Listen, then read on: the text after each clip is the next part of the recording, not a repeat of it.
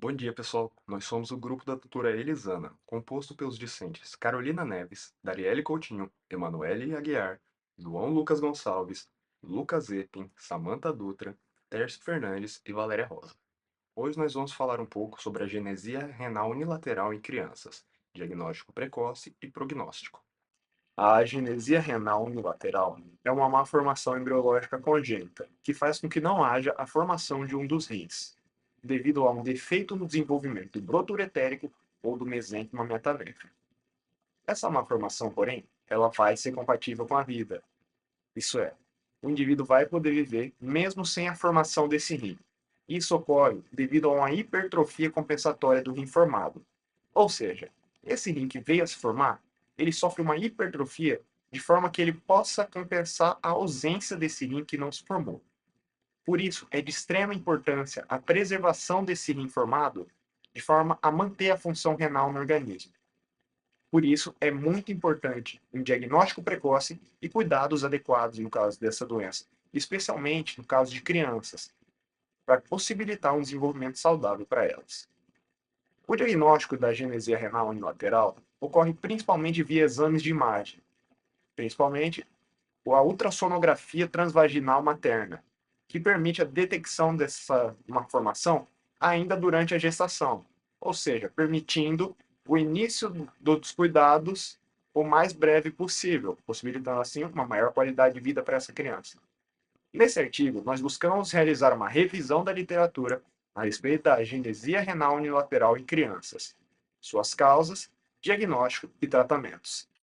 Bom, em relação à metodologia, materiais e métodos para a realização desse artigo, que é uma revisão bibliográfica, nós utilizamos métodos de busca seletiva em bases de dados online, como PubMed, Cielo, considerando tanto artigos em inglês quanto artigos em português.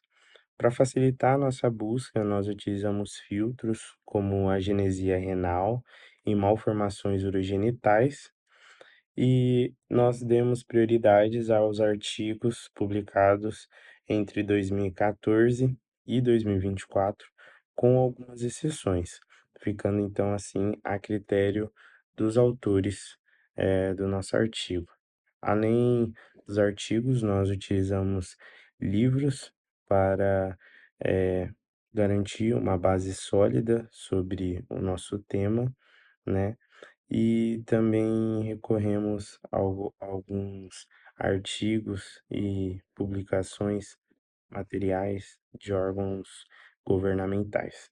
Após aplicar esses métodos que eu acabei de citar, essas metodologias, nós escolhemos 17 artigos que serviram como base para a confecção dessa revisão bibliográfica. Diante da importância do sistema renal, é interessante a gente entender a prevalência da genesia renal para poder destacar a necessidade de monitoramento e suporte às crianças que são afetadas por essa anomalia. Então, assim, segundo os dados recolhidos da plataforma DataSUS, dentre os anos de 2018 e 2022, o Brasil registrou 235 casos de nascidos vivos com a genesia renal e outras anomalias dos rins também, dentre os mais de 3 milhões de nascimentos que ocorreram no país nesse mesmo período. Então, diante desse número, mesmo sendo uma anomalia pouco comum, a detecção precoce ela é fundamental e pode ser facilitada pelo acompanhamento pré-natal, como é feito ali pelo exame de ultrassonografia transvaginal durante a gestação. Então, em uma análise retrospectiva feita em mais de 59 mil exames transvaginais realizados entre 1994 e 2013, foi revelado que a genesia renal unilateral teve uma incidência de cerca de 0,08% dos casos analisados em um hospital universitário israelense. Dos 49 casos identificados por esse estudo, a ocorrência da genesia renal unilateral foi mais recorrente em fetos do sexo masculino, com 37 casos desses 49, seguida por 8 casos em fetos do sexo feminino e 4 casos em fetos do sexo em fetos com a genitália ambígua. Com relação à localização da agenesia, tivemos nesse recorte desse estudo cinco casos não identificaram qual rim não foi formado, enquanto que 21 fetos tiveram o rim direito ausente e 23 fetos tiveram o rim esquerdo não desenvolvido, o que evidencia uma breve prevalência de malformação do rim esquerdo dentro desse recorte. Analisando os dados da DataSUS sobre os óbitos relacionados à agenesia renal entre 2018 e 2022, a gente pode ver que houve uma grande quantidade de óbitos em crianças menores de 1 ano, com 748 óbitos, dentre os 822 óbitos no total. E isso mostra essa alta taxa de óbitos em menores de 1 ano, mostra a gravidade das condições associadas à agenesia renal quando ela não é diagnosticada precocemente. Então, o acompanhamento pré-natal, ele é vital para poder trazer o melhor prognóstico para esse paciente. Iniciando a parte de fisiopatologia, antes de começarmos a discutir sobre a genesia renal unilateral, é importante conversarmos sobre a embriologia, o processo de formação dos rins, porque entendendo a sequência dos fatos que ocorrem aqui, nós compreendemos os mecanismos envolvidos e as possíveis perturbações que podem ocorrer nesse mecanismo e gerar malformações, como a agenesia renal. A partir da agenesia renal, nós vamos compreender que existem implicações clínicas e também existem adaptações envolvidas nesse processo. Sobre a embriologia, então, a gente tem que o processo se inicia lá nas camadas germinativas e para nós aqui vai nos interessar o mesoderma intermediário, porque é uma estrutura fundamental e crucial na formação dos rins sequenciais, que são o pronéfro, o mesonéfro e o metanéfro. Então, o mesoderma intermediário ele é estabelecido a partir das 3 camadas germinativas, endoderma, ectoderma e mesoderma, porque o mesoderma vai se diferenciar em sub-regiões, que são mesoderma paraxial, mesoderma intermediário e mesoderma lateral, e esse mesoderma intermediário vai se desenvolver, dando origem inicialmente ao pronéfro, mas depois também ao mesonéfro e metanéfro. A partir de genes específicos do mesoderma intermediário, nós vamos ter a indução do desenvolvimento do pronéfro, e esse desenvolvimento vai acarretar na formação de estruturas precursoras dos rins. O mesoderma intermediário, então, ele se condensa para formar o cordão nefrogênico, que é uma estrutura longitudinal, e esse cordão vai ser precursor do pronéfro. Então, ao longo do comprimento do embrião, esse cordão nefrogênico ele vai dar origem aos 3 rins sequenciais, que são o pronéfro, o mesonéfro e o metanéfro. Mas falando aqui especificamente do pronéfro, primeiramente, ele surge então a partir da 4ª semana de gestação, se desenvolve a partir da parte anterior do cordão nefrogênico e mesmo não sendo funcional, ele marca essa primeira fase do desenvolvimento renal. A partir do desenvolvimento do mesonéfro, o pronéfro ele se degenera rapidamente e suas estruturas remanescentes podem ser incorporadas ou podem formar estruturas vestigiais. Esse mesonéfro ele se desenvolve a partir de uma estrutura do mesoderma intermediário mais caudal, e ele envolve estruturas como os néfrons mesonéfricos e os ductos mesonéfricos, também conhecidos como ductos de Wolff. Esse mesonéfro aqui, ele já é funcional, mas ele atua em um curto período, só da 6ª semana até a 10ª semana, e ele contribui para a formação de urina e para a formação inicial do sistema excretor. No final do primeiro trimestre, esse mesonéfro já começa a se degenerar, mas os seus ductos mesonéfricos, eles permanecem e vão se diferenciar em estruturas reprodutoras no sistema masculino, como os epidídimos e os ductos deferentes, e no sistema reprodutor feminino, esses ductos mesonéfricos vão se degenerar em sua maior parte, podendo ficar apenas algumas estruturas vestigiais pequenas. Já o metanéfro, que é o primórdio dos rins permanentes, ele vai começar a se desenvolver a partir da 5ª semana e vai se tornar funcional a partir da 9ª semana. Mesmo que esse mesonéfro ainda esteja em funcionamento, o metanéfro vai iniciar o seu desenvolvimento para formar o sistema renal definitivo. O metanéfro ele se desenvolve a partir de 2 estruturas, o broto uretérico e o blastema metanefrogênico.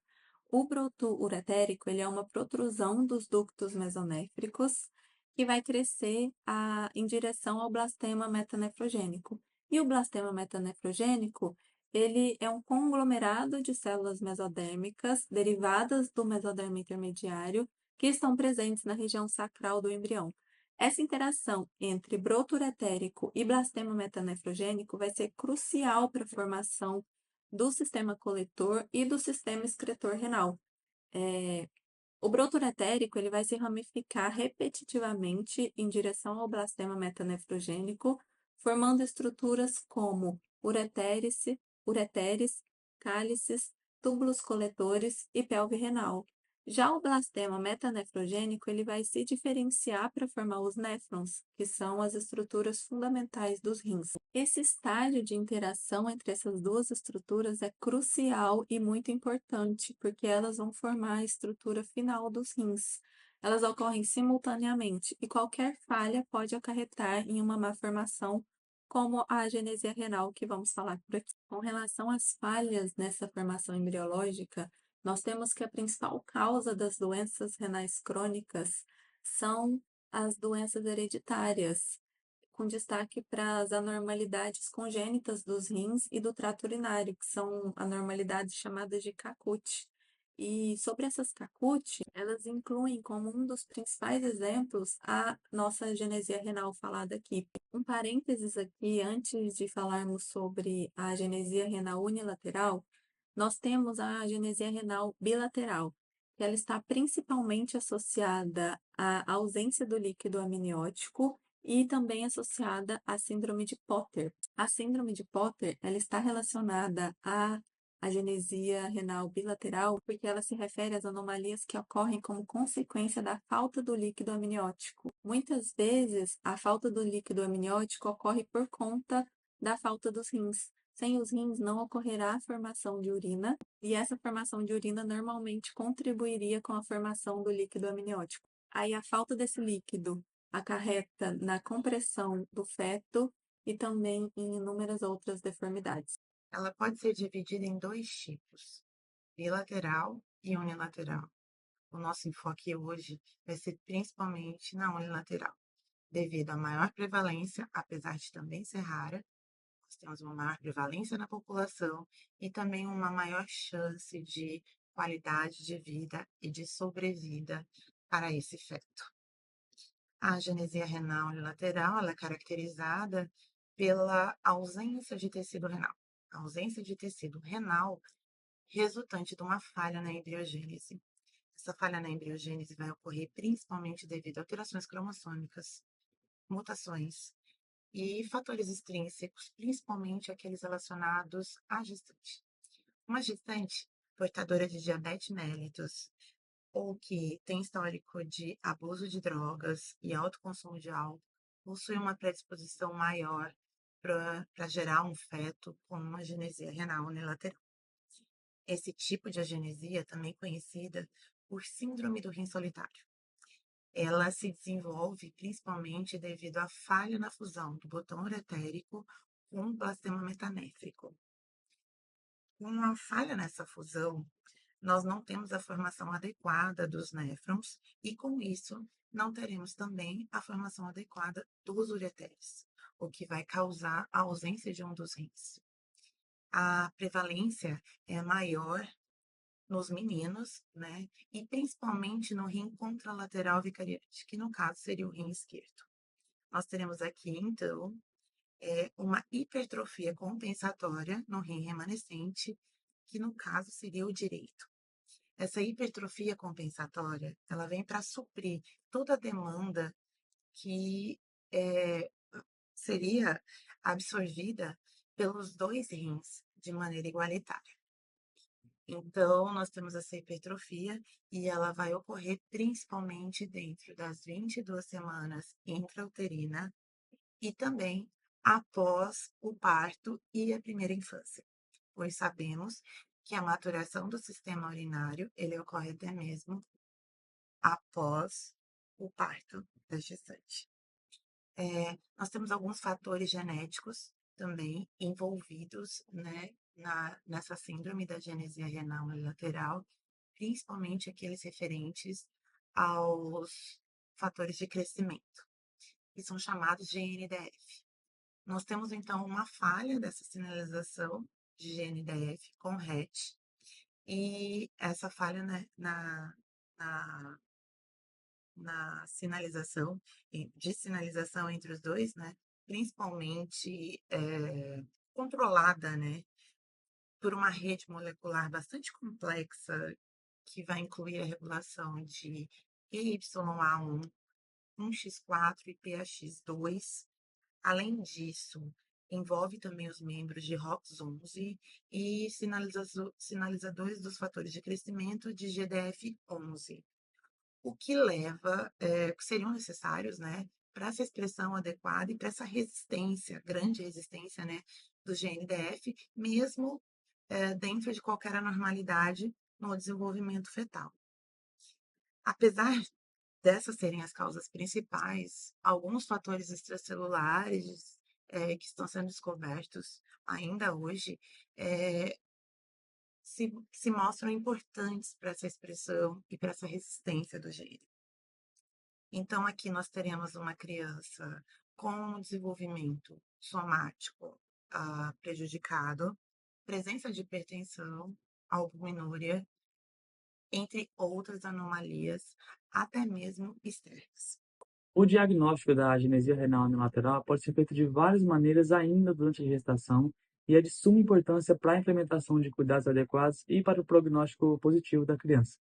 No caso, a ultrassonografia abdominal pré-natal é o principal método para a detecção da anomalia renal durante a gestação.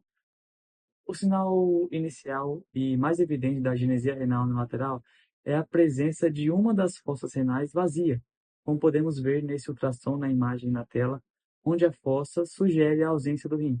A confirmação precisa ser cautelosa, por isso é necessário descartar a presença de um rim ectópico, que seria o rim presente, porém fora da sua posição anatômica normal, que poderia levar a um diagnóstico impreciso. Já também temos a ultrassonografia transvaginal, que é uma técnica de imagem que pode ser utilizada principalmente no início da gestação, ali durante o primeiro trimestre, quando o feto e os órgãos ainda estão em desenvolvimento. Esse método pode fornecer uma visualização mais precisa dos rins fetais, devido à sua maior resolução e principalmente à proximidade com a área pélvica. Nesse método, é particularmente útil em casos onde a avaliação abdominal pode ser limitada, seja por pacientes obesos ou que tenha retroversão uterina, onde a visão desses órgãos pélvicos é dificultada. Por isso, a ultrassonografia transvaginal é uma alternativa à abdominal. Nessa imagem, na tela, temos uma vista coronal de um feto de 16 semanas. A aorta é mostrada nessa linha do meio, e na parte inferior é possível ver um rim com sistema coletor, um rim funcional, com as setas 1 e 2 nessa parte inferior da imagem. E no lado contralateral, mais superior, a seta indica a fossa renal, com a ausência do rim. Isso seria um diagnóstico positivo da ARU. Já após o nascimento, a ultrassonografia continua a ser o método preferido para confirmar esse diagnóstico de ARU, tanto para o primeiro diagnóstico, caso não tenha sido percebido essa condição durante a gestação, quanto para avaliar a presença e o desenvolvimento do rim contralateral em caso de agenesia renal lateral confirmada. Isso pode ajudar principalmente no monitoramento desse rim solitário, que deve ser constantemente observado pela sua sobrecarga de função. Outros exames complementares também podem ser usados para o diagnóstico da agenesia renal unilateral. Um deles seria a tomografia computadorizada e a outra opção, a ressonância magnética, que esses dois permitem uma avaliação mais detalhada da anatomia renal e de todas as estruturas adjacentes, especialmente se houver suspeita de anomalias associadas além da agenesia renal unilateral ou a ultrassonografia não fornecer informações suficientes. Nesse caso, a ressonância magnética é particularmente útil em crianças, pois não envolve a exposição à radiação, né? Temos também nessa imagem, na tela, a ressonância magnética, que é uma ressonância de imagem coronal e mostra a ausência do rim direito, como a gente pode ver aqui. Já em casos em que a agenesia renal unilateral está associada a outras malformações congênitas, ou quando também há um histórico familiar de anomalias renais, o diagnóstico genético pode ser recomendado. Técnicas como o sequenciamento do exoma completo permite a identificação de variantes genéticas que possam estar associadas à agenesia renal. O diagnóstico genético também é essencial para o aconselhamento genético, ajudando os pais a entender o risco da recorrência em futuras gerações, além de planejar intervenções de cuidados específicos e únicos para cada pessoa para melhorar o desenvolvimento da criança. Nesse contexto, o prognóstico de crianças com agenesia renal unilateral é geralmente favorável, muito favorável, especialmente se o rim contralateral estiver muito saudável e funcionando adequadamente. No entanto, é essencial um acompanhamento regular durante toda a vida da criança, do adolescente, do adulto e do idoso também, já que as condições como hipertensão e disfunção renal podem se desenvolver durante o tempo. Assim, o diagnóstico de agenesia renal unilateral envolve uma combinação de avaliação clínica, ultrassonografias e, quando necessário, também outros exames complementares e genéticos. Por isso, o cuidado adequado e o acompanhamento contínuo são fundamentais para garantir a saúde e o bem-estar da criança afetada, permitindo assim a identificação e a intervenção precoce em caso de complicações. E agora eu vou falar um pouquinho mais sobre o tratamento da agenesia renal unilateral. Quando o paciente ele é acometido por essa doença, o rim contralateral dele vai realizar uma hipertrofia compensatória para que não aconteça nenhum tipo de disfunção renal com esse paciente. A partir disso, muitos desses pacientes não vão precisar de um tratamento específico. E o que lhes é recomendado é que seja realizado um acompanhamento com um especialista da área ao longo da vida para ter a certeza de que está tudo correto com o seu sistema renal. A partir disso, caso seja encontrado algum tipo de insuficiência no funcionamento desse indivíduo, né, pode ser recomendado o tratamento com a diálise. E caso a diálise não consiga suprir a demanda, não resolva o problema desse indivíduo, em último caso, é indicado o transplante renal. Por que em último caso? Muitos especialistas não indicam logo de cara, por ser um procedimento mais invasivo e ter mais chances de ter algum tipo de rejeição e, posteriormente, o paciente vir a óbito. Mas, no geral, como eu citei, grande parte desses pacientes eles não vão apresentar nenhum tipo de insuficiência renal. Então, é mais mesmo um acompanhamento com o especialista para ter certeza de que está tudo certo. Através dessa revisão narrativa, foi possível concluir que a agenesia renal é dividida em dois tipos: a agenesia renal unilateral e a agenesia renal bilateral, que é uma condição que não é compatível com a vida, causando a morte do feto. A principal causa dessa condição está ligada aos fatores genéticos e à herança de risco, e é por isso que o aconselhamento genético familiar se mostra muito importante para estar auxiliando essas famílias no planejamento e nos cuidados preventivos nos casos das futuras gestações. Quanto ao diagnóstico, identificar a agenesia renal precocemente é crucial, porque permite um acompanhamento contínuo durante toda a gestação e também o acompanhamento do funcionamento do rim remanescente, evitando assim complicações e minimizando os possíveis riscos e danos à saúde desse bebê, favorecendo até mesmo o prognóstico positivo desses casos, né? Então, para estar realizando o diagnóstico precoce, é possível identificar que o ultrassom morfológico, que é aquele exame de imagem capaz de analisar a formação dos órgãos do bebê durante a gestação e que geralmente é realizado no próprio pré-natal, continua sendo, então, a principal ferramenta diagnóstica. Porém, como todo exame que tem a sua limitação, a ultrassonografia também vai ter, né? E essa limitação ela pode ser causada, então, pelo pequeno campo de visão, pela posição do feto e até mesmo pela capacidade analítica do operador do exame. Então, alguns outros exames complementares podem estar sendo solicitados, como, por exemplo, a ressonância magnética e a aminoinfusão, que vão ser usadas em casos bem específicos para melhorar a visualização e auxiliar aí nessa confirmação desse diagnóstico.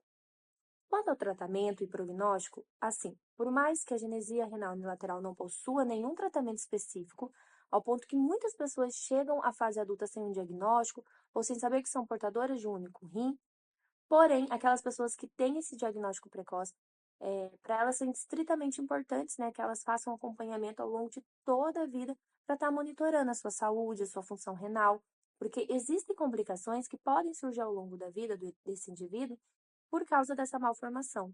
Então, foi possível identificar que a agenesia renal está ligada principalmente com o maior número de infecções recorrentes, com o maior número de litíases renais, com a hidronefrose, com a maior presença de proteínas na urina causando uma proteinúria, com hipertensão e até mesmo com insuficiência renal. Então, esse monitoramento ele é necessário para que esses sintomas eles sejam identificados o mais cedo possível, que sejam tratados e porque essas complicações elas podem estar evoluindo e causando um acometimento muito mais sério do sistema urinário, a ponto que a diálise ou até mesmo um transplante renal sejam necessários para estar prolongando a vida desses pacientes. Porém, a gente sabe que esses tratamentos são difíceis e muito desafiadores e que vão estar afetando diretamente, então, a qualidade de vida dessas pessoas. Então é isso. Agradecemos a atenção de todos que assistiram esse vídeo.